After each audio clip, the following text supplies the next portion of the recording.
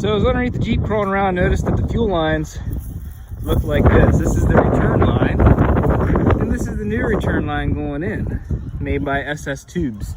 So I think it was time for a replacement. What do you guys think? Okay, so we're working on the fuel lines on my 2002 TJ today because they're pretty rusty, especially the fuel return line. So let's check out what I got going on over here. Pretty rusty and crusty. That's just your fuel return line that goes up over the rear axle. This is the fuel supply line right here. That didn't look as bad, but this is the fuel tank side and that is the fuel engine side. To get this off, it's just a little quick tab thing on there, which I got to swap this over to the new fuel line. And then you need this little tool, which is a cheap little fuel line removal tool set right here, cheap on Amazon, all different sizes. That is what's going to take off the fuel line that goes to the rubber line that comes down from the intake manifold, throttle body. But as you can see, the new stainless steel line compared to the old stainless steel line. I already got the return line pushed on. These are, you have to go to sstubes.com. They are stainless steel, T304 stainless, I believe. The company is actually Fine Lines. Basically, there's two different sizes for your TJ. These are a 5/16 supply with a 3/16 return, and they also have a 3/8 supply and a 5/16 return. So you have to check your sizes when you go and you order them. So we'll get this put back under the Jeep, and let me show you this real quick while you're on the camera there. We're gonna take this here to the fuel pump side. We're gonna pop this little guy off of here without breaking it.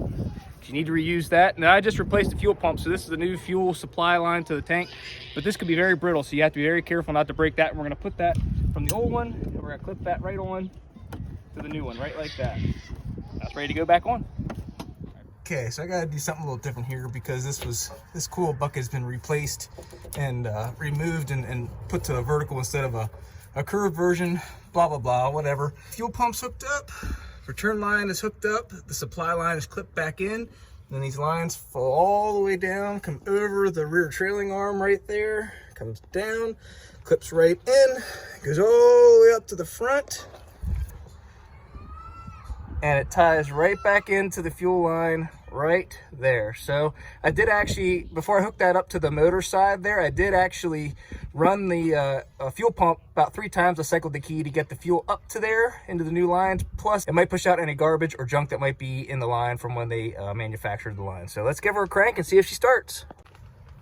All right, let's make sure we're in neutral. We're in neutral. Let's give it a crank.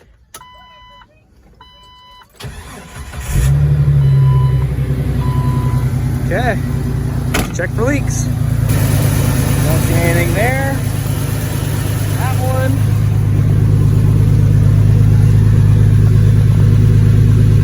More on that one.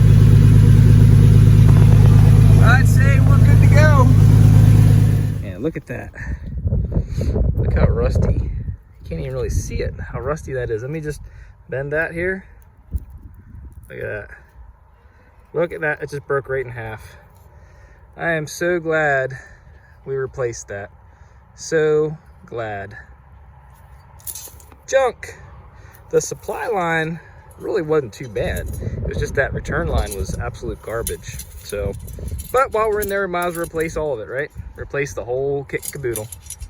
All right, everybody, that was kind of an impromptu video. I wasn't even gonna make a video about putting these fuel lines on because it's not super exciting. But if your fuel lines look like this right here, grab it, and they look that nasty, you should probably look into replacing them. Again, I'll leave a link down in the description.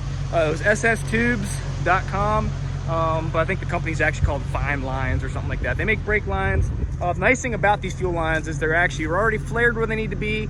They're the correct size, and they already have the pre-bends to clear your trailing arms and everything the way it's supposed to. So that makes it a whole lot easier to install. Again, everything's flared the way it should be, and everything just bolted right up with no issue. This literally took me maybe 15 minutes. So thank you so much for watching. We'll catch you in the next one. Take care.